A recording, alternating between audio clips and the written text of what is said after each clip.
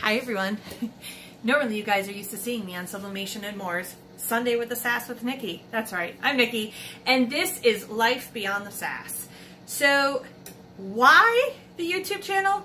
Well, sometimes we have to do things that are beyond Sublimation and More, beyond just hard substrates, clipboards and whatnot. Sometimes we want to use our sublimation talents to better use. But that also means a little bit lengthier of a tutorial that sometimes you just can't show on a Sunday Sass.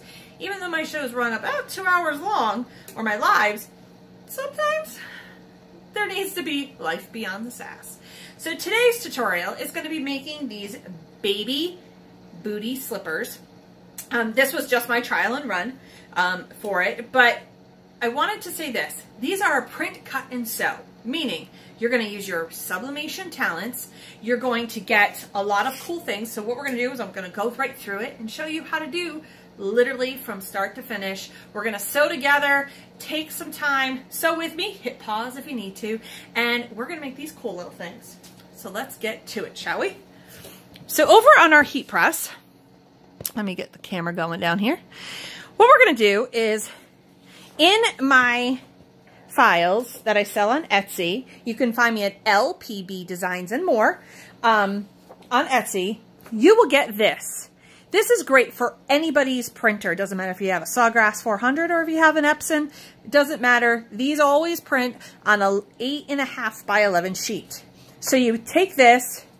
I'm going to use felt today and poly fabric, and I'll explain all the differences between them. But today, this is just your craft felt that you could buy by the sheet.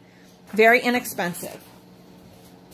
So you're going to come over, you're going to get your protective paper because, you know, everybody's got to have their protective paper as soon as I find mine. Everybody knows it's not a sass unless Nikki's messing it up. So, even life beyond the sass. What you're going to do is you're going to take your felt, lay it down. I have it set for $3.92, but typically I would try to do, and I'm going to lower it a little bit, is down to $3.85. This was just heating up. $3.85, and we're going to do it for 60 seconds. I want as much ink to come off onto these as possible so that they're nice and vibrant. All right. Use your lint roller. This is I use this one. Because it's perfect for pulling off of felt, off of fleece, any of those velour type of fabrics. Okay? You don't have to necessarily use a sticky lint roller. Okay, those work too. But I happen to use that one for that. Lay your paper down. You can cut them apart if you want right away. That's up to you. What we're going to do. There. We've now made our sublimation sandwich. Give it about 60 seconds.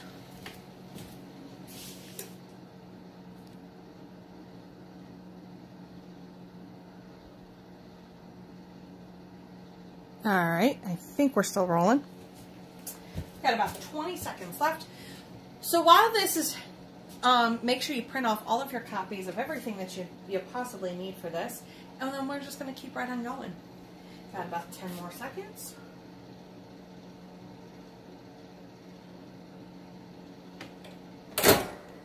Up. Pull off your protective paper. And there you go. You get to have, it's absolutely stunning, the colors. Okay? Let's move the camera over.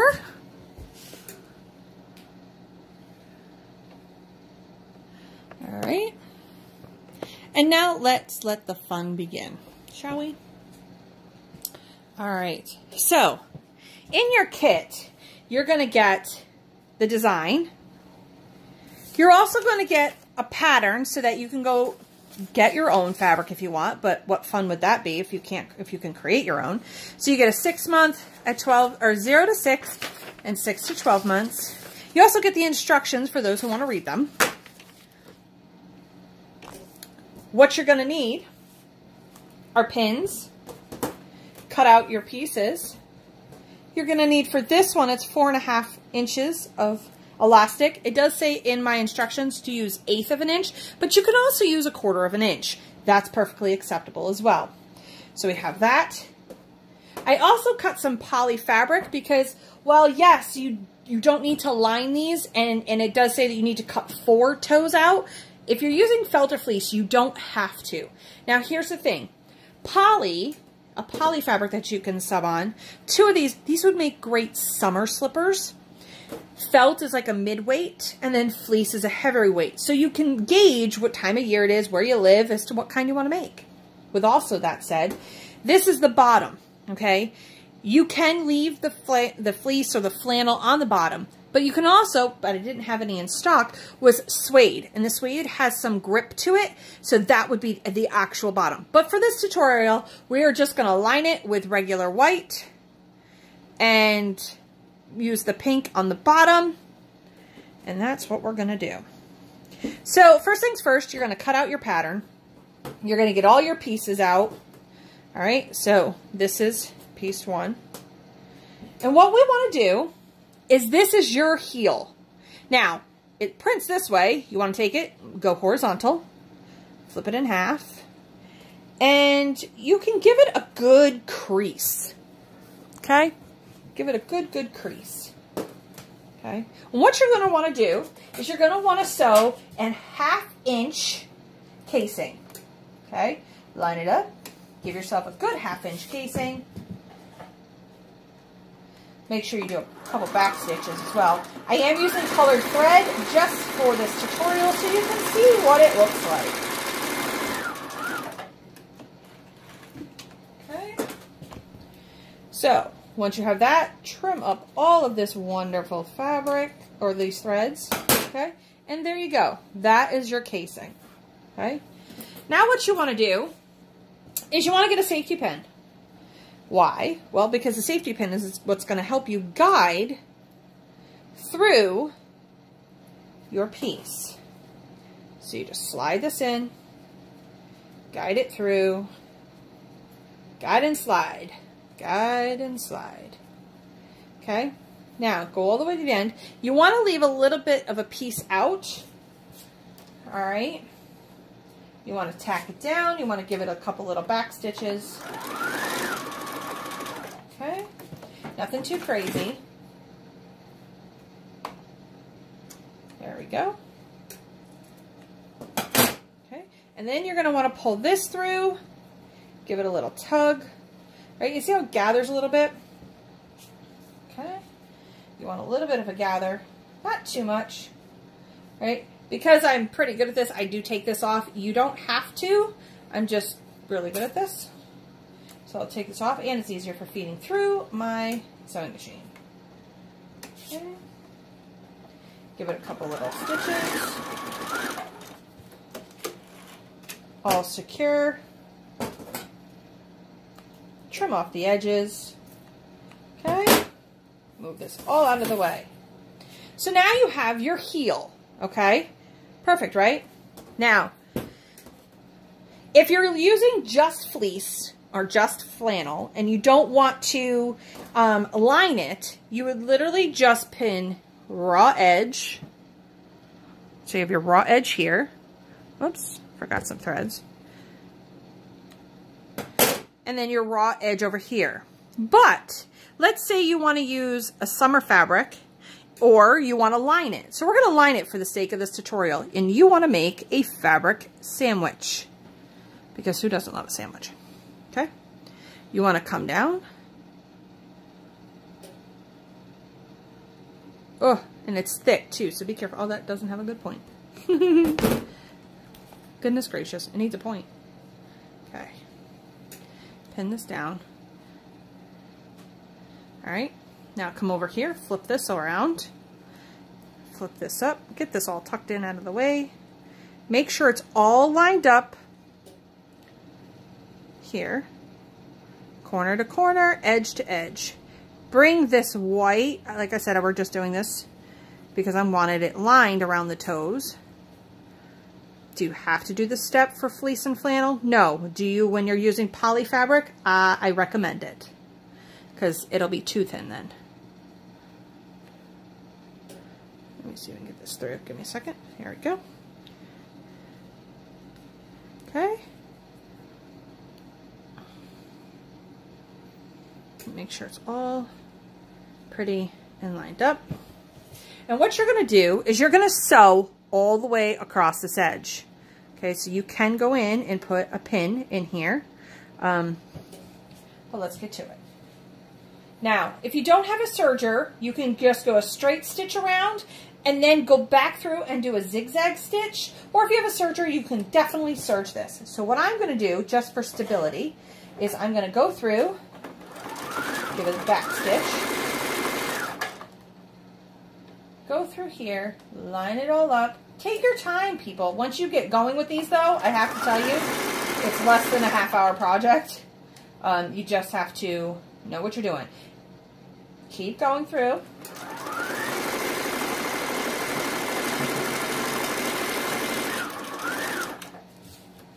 Pull it off. Pull your pins out because that'll make life a little bit easier. Okay. Now what you're going to want to do, for those who want to add some security like I'm going to, all right, I just want to double check, make sure everything is all tucked where it needs to be. Okay, and now what I'm going to do is I'm going to take it, and on my settings it's a zigzag stitch, and this is going to help lock it in place.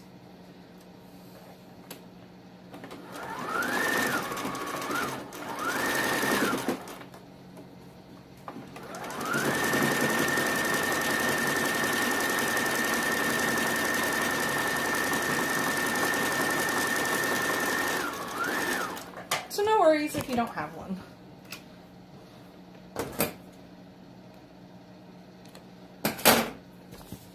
And always make sure you have enough bobbin, because apparently I don't.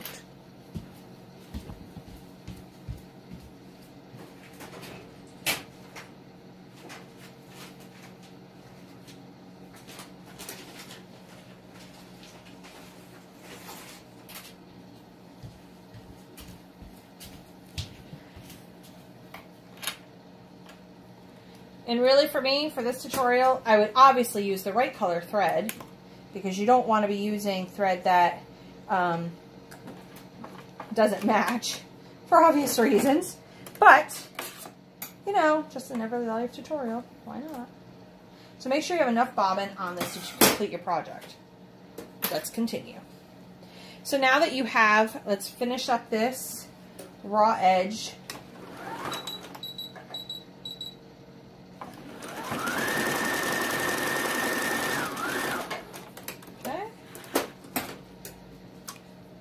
Now we have the raw edge all completely. What you want to do is go in and pull this apart, and now you have the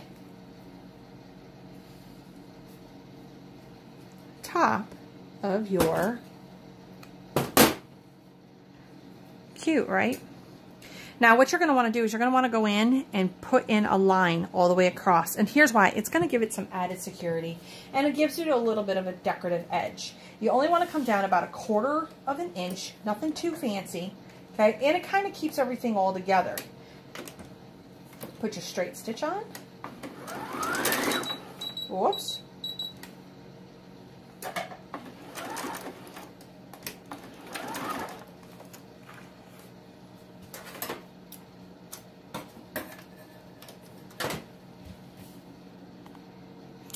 Okay, what you want to do is get in here, take that straight edge. All right, whoops. Now be careful going through there because you have a lot of fabric. So you just want to guide it through gently. And remember, this is just really thick through here. So if you're a beginner sewer, take your time with it and just guide it through.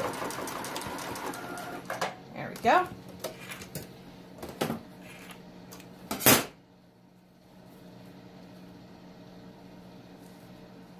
Take off the threads. And there you go. You have a nice decorative edge right on the top. Okay, so that now seals everything in for when you want to put baby's foot in. It has some nice give. And there we go. Now, the way to do this, if you're going to put suede on the bottom, or whatnot, whatever your actual bottom that hits the ground, that goes, believe it or not, face side up when you're putting it together. Now, flip this inside out. Okay. And what you're going to do is you're going to pin top to top, bottom to bottom, and you're going to pin this all the way around. Okay, so you've gone through and you've now pinned it all the way around. What you want to do is kind of concave it in so that these all match up and make a beautiful sandwich. So now what you're going to do is straight stitch all the way around it. Once you get to a pin, pull it and make sure, again, this is for some of our beginners, go back through and you add that zigzag stitch so that you know it's where it needs to be. Every so often, pull your needles out or your pins out.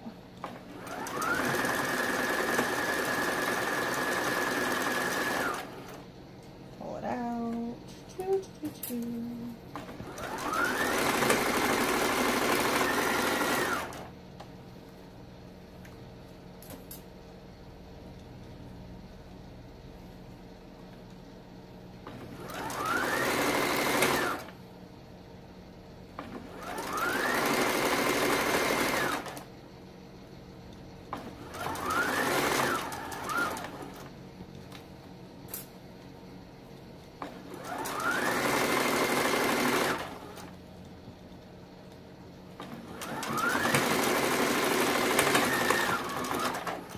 Now, if you want to check yourself before you add that zigzag stitch to make sure that you absolutely covered all your edges, you can go through here when you flip it to make sure, especially where it's white and whatnot, and make sure that it's all in there, all right?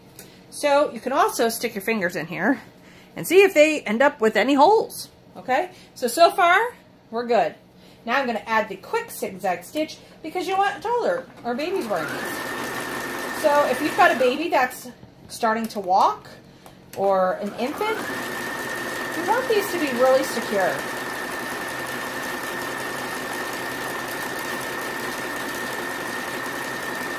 And the zigzag stitch actually adds a really nice finish to the edge.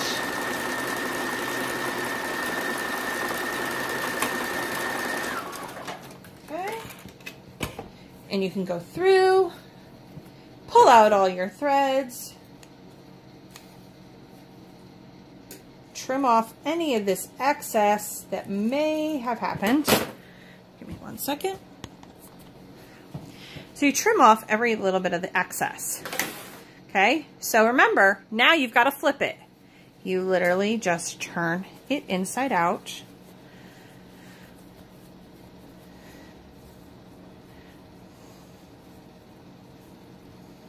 Get it all pushed in every corner of the universe. Oop, there's a little bit of a thread sticking through. Just trim that off. No big deal. And there you will have, which is very easy to make. Just take your time. Until you get to learn this, take your time. There is your first absolutely adorable baby booty or slipper. So for me, whoops. So for me, we could put the fabric on the outside here, or you could have tucked it in on the inside. Like I said, I did a poly fabric lining on the inside of here, just for the sake of just making it crisp and clean and kind of hiding all of my wonderful little stitch marks. This is an absolutely great addition to adding it to a bib collection, adding it to burp cloths, baby blankets. This is great for shower gifts, first birthdays, all of that happy fun stuff. Cute, right? Absolutely adorable. So thanks for coming along on this journey. This is going to be the first of many. I'm sorry for the many screw-ups, but you know what? It isn't a sass, even if it's life beyond the sass, where that isn't me messing something up or something going terribly wrong. But you know what? That's life. So until next time, where I'm going to teach you another neat trick, whether it be a bow or printing on ribbon, who knows. I will follow along in our Sublimation and More group and see what you guys are looking for. What do you need? A little bit more in-depth learning beyond the sass. Till then, bye.